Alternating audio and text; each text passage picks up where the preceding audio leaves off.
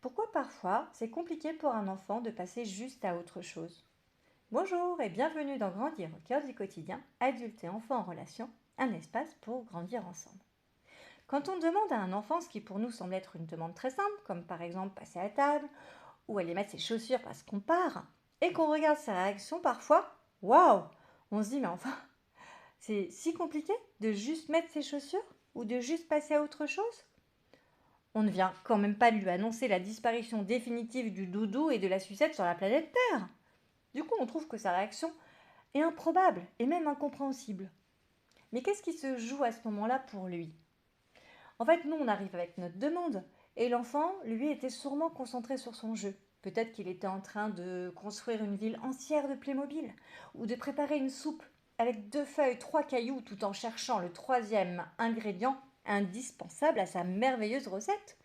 Ou peut-être qu'il essayait de faire rentrer tous les animaux dans la petite remorque du tracteur. Et nous, on arrive avec notre réalité d'adulte. Allez hop, on y va? Alors pour nous, c'est juste une transition. Mais pour lui, c'est comme si on appuyait soudainement sur le bouton pause au beau milieu de son aventure. Parce que les enfants vivent leur moment très intensément. Donc quand ils jouent vraiment. Quand ils sont tristes entièrement. Et quand ils disent non, parfois tout leur corps dit non avec eux. Et souvent nous interprétons ça comme de l'opposition. Alors qu'en fait c'est juste un cerveau qui n'a pas encore appris à quitter facilement une chose pour entrer dans une autre chose. Ça demande un réel effort. Et honnêtement, nous aussi parfois on n'aime pas être interrompu en plein milieu de quelque chose qui compte pour nous. Imaginez, vous venez enfin de vous asseoir sur votre canapé avec votre café bien chaud et vous lancez la nouvelle saison de votre série préférée. Et là, au bout de quelques secondes, quelques minutes, votre conjoint arrive comme ça et vous dit: Ah, au fait, tu peux venir m'aider à retrouver les papiers de l'assurance? À ce moment-là, il y a de fortes chances pour que vous tourniez la tête vers lui avec un regard qui veut tout dire. Genre, non mais t'es sérieux là? Tu comptes me déranger là tout de suite maintenant? Eh bien, pour certains enfants, passer d'une chose à l'autre, ça peut justement ressembler à ce que l'on vient de vivre avec notre conjoint. Alors évidemment, ça ne veut pas dire qu'on va laisser l'enfant jouer 3 quarts d'heure de plus parce qu'il ne veut pas aller au bain et qu'il veut absolument finir sa ville de Playmobil.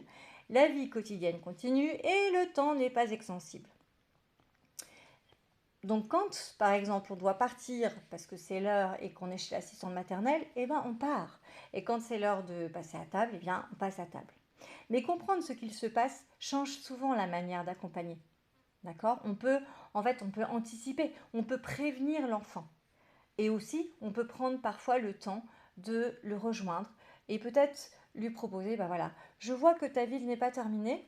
Est-ce qu'on prend 30 secondes pour garer les voitures avant d'aller au bain? Et puis on continuera peut-être la ville demain. Alors parfois ça va marcher et parfois ça ne marchera pas. Et là, il faudra accepter que l'enfant ne soit pas content. Grandir finalement, c'est aussi apprendre ça.